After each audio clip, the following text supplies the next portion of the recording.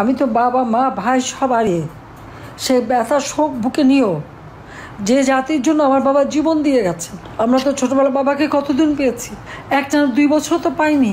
যে বয়সে বাচ্চারা বাবার সাথে স্কুলে যায়, আমরা কি সেই সুযোগ পেয়েছি কখনো? দেখা করতে তো জেল গেটে যেতে হতো আমাদের, আব্বার সঙ্গে দেখা হতো জেল গেটে। এটাই ছিল বাস্তবতা। এই দেশের মানুষকে তিনি গভীরভাবে ভালোবেসেছেন, আমাদের থেকেও মানুষকে বেশি ভালোবেসেছেন। আর সেই দেশে সেই মাটিতে যখন স্বাধীনতা এনে দিলেন, তখন তাকে নির্মমভাবে হত্যা করা হলো।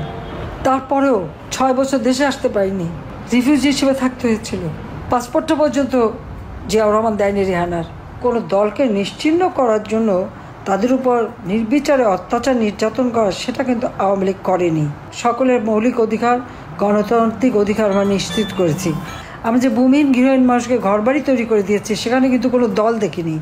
আমি যখন সরকার গঠন করেছি, আমার সরকার জনগণের কল্যাণেই কাজ করেছে, জনগণের জন্য, কোনো একটা দলের জন্য না। এটা হলো বাস্তবতা। সমস্ত রাগ আওয়ামী লীগের উপর, সমস্ত দোষ আওয়ামী লীগের, সমস্ত দোষ আমাদের।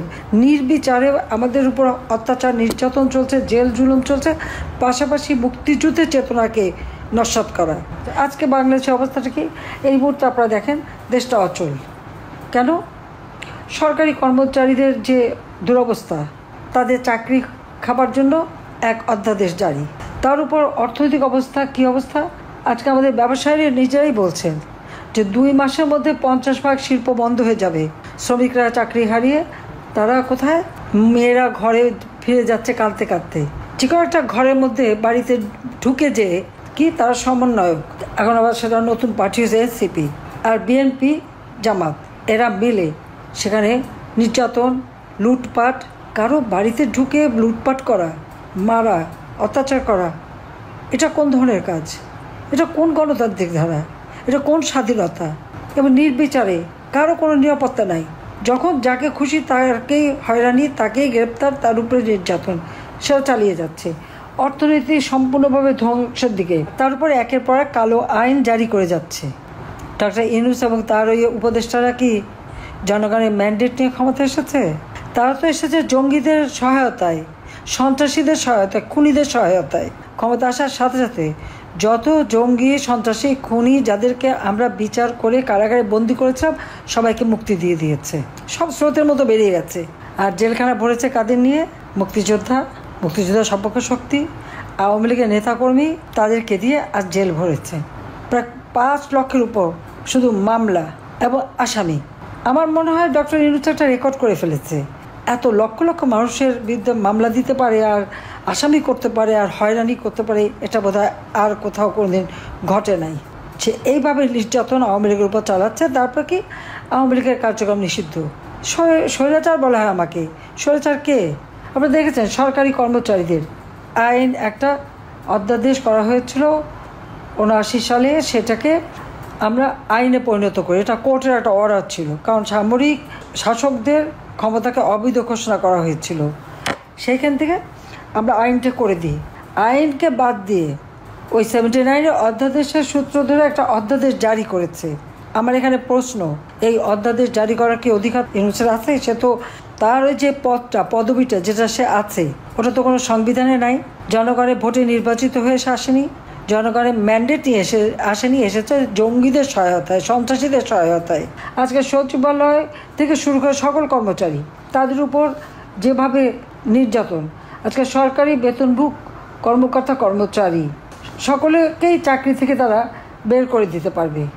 4 ধরনের শৃঙ্খলা ভঙ্গের অপরাধে তারা বিভাগীয় মামলা ছাড়াই শুধুমাত্র কারণ দর্শানোর নোটিশ দিয়ে চাকরি থেকে বরখাস্ত করতে পারবে। এই ধরনের অধ্যাদেশ তারা জারি করেছে। কে তাদের দিয়েছে এই অধিকার? এটা তো সম্পূর্ণভাবে সংবিধানের সঙ্গে অসামঞ্জস্যপূর্ণ, সম্পূর্ণ অসামঞ্জস্যপূর্ণ। কারণ 2018 সালে সরকারি কর্মচারীদের আইন করা হয়, অথচ সেই আগের যে অধ্যাদেশটা সেটা কিন্তু রহিত করা হয়েছিল। আবার সেটাকে পুনরায় রহিত করা, আবার এই অধ্যাদেশ দেওয়া, তাদেরকে কে এটা জারি করতে বলেছে? সরকারি অধ্যাদেশ জারি করা কোনো অধিকার তো এর নাই, সংবিধান সেই অধিকার দেয়নি। আর যে আইন সংসদে পাশ হয়েছে সেটা কার্যকর হবে বা সংশোধন হবে সংসদেই, অথচ সংসদ কোথায়?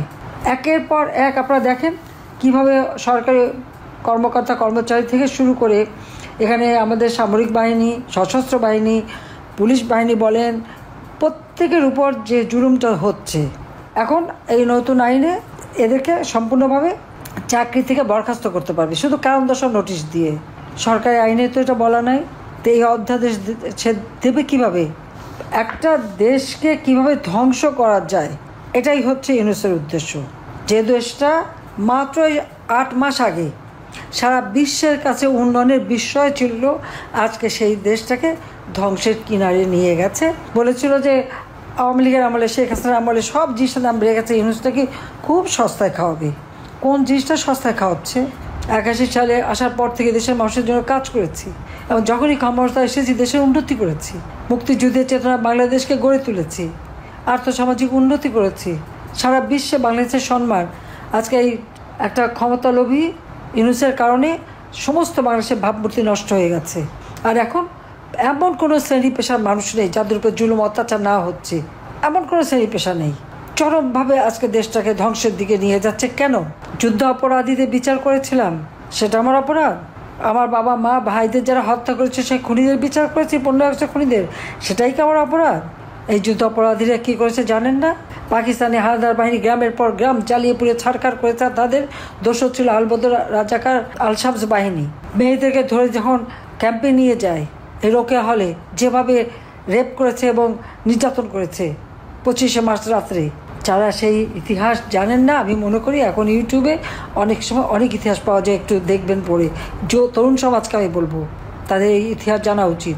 এই যে মেয়েদেরকে নিয়ে গেছে, তাদেরকে তো শাড়িটাও পরতে দিত না, একটা পেটিকোট কোনো মতে পরে থাকতো। তাদের উপর যেভাবে অত্যাচার আছে, সমস্ত শরীর তাদের ক্ষত বিক্ষত ছিল, কোথাও দাঁতের কামড়, কোথাও বেনেটের খোঁচা। তাদেরকে যখন উদ্ধার করা হয়, উদ্ধার করে এই সমস্ত মেয়েদের চিকিৎসা, পুনর্বাসনের ব্যবস্থা এবং বীরাঙ্গনা নাম দিয়ে তাদের সম্মান দিয়ে গেছিলেন জাতির পিতা বঙ্গবন্ধু শেখ মুজিবুর রহমান। আমার মা নিজে দাঁড়িয়ে থেকে তাদের বিয়ে দিয়েছিলেন। অনেক বাবা মা নিতে চায়নি, তাদের অন্য বাচ্চারা আছে, তাদের বদনাম হবে, সেই জন্য ঠিকানা দিয়েছিলেন এই মেয়েদের, যে তাদের ঠিকানা হবে 32 নম্বর বঙ্গবন্ধু ভবন, পিতার নাম শেখ মুজিবুর রহমান। আর সেই 32 নম্বর যে বাড়ি থেকে জাতির পিতা স্বাধীনতা ঘোষণা দিয়েছেন, যে বাড়িতে জাতির পিতা বঙ্গবন্ধু শেখ মুজিবকে নির্মমভাবে হত্যা করা হয়েছে, আমার পরিবারের সকল সদস্য সহ যে পরিবার ছিল এই নির্যাতিত মেয়েদের ঠিকানা, সেই বাড়িটাও জ্বালিয়ে দিয়েছে, বুলডোজার দিয়ে ভেঙেছে, হাতুড়ি দিয়ে যারা ভেঙেছে আর দাঁত বের করে হেসেছে, তাদের লজ্জা হয় না? মুক্তিযুদ্ধের সমস্ত স্মৃতিগুলি একে একে ধ্বংস করে দেওয়া হচ্ছে, মুক্তিযুদ্ধের সমস্ত ইতিহাস মুছে ফেলা হচ্ছে। মুক্তিযুদ্ধের স্মৃতির জন্য ইতিহাস যদি মুছে ফেলা হয়, তো বাংলাদেশ কোথায় আছে, কোথায় থাকে? বাংলাদেশ নামটাও তো বঙ্গবন্ধু শেখ মুজিবের দেওয়া। যাকে আমি আর সময় নিতে চাই না, আমি সবাইকে ধন্যবাদ জানাই এবং ইতিহাস বিকৃতি থেকে বাংলাদেশ মুক্তি পাক, আর এই দুঃশাসনের হাত থেকে বাংলাদেশ মুক্তি পাক। যত আমাদের বন্দী আছে সবাইকে মুক্তি দিতে হবে, সমস্ত মিথ্যা মামলা প্রত্যাহার করতে হবে। আর আইসিটি এটাও বেআইনি। 73 সালে আইন করে আইসিটি করা হয়েছিল যুদ্ধ অপরাধীদের বিচারের জন্য। এখানে ইউনূসের কোনো অধিকার নাই, সাংবিধানিকভাবে নীতিগতভাবে তার কোনো অধিকার তাদের নাই। বরং যারা এই অপকর্মগুলি করেছে তাদের বিচারই বাংলার মাটিতে হবে একদিন। যারা এই আইসিটি নিয়ে আজকে লাফালাফি করছেন, আমাদের বিরুদ্ধে মামলা দিচ্ছেন, শাস্তি দেবেন, একদিন শাস্তি তাদেরকে পেতে হবেই ইনশাল্লাহ। সবাইকে ধন্যবাদ। জয় বাংলা, জয় বঙ্গবন্ধু, বাংলাদেশ চিরজীবী হোক। খোদা হাফিজ।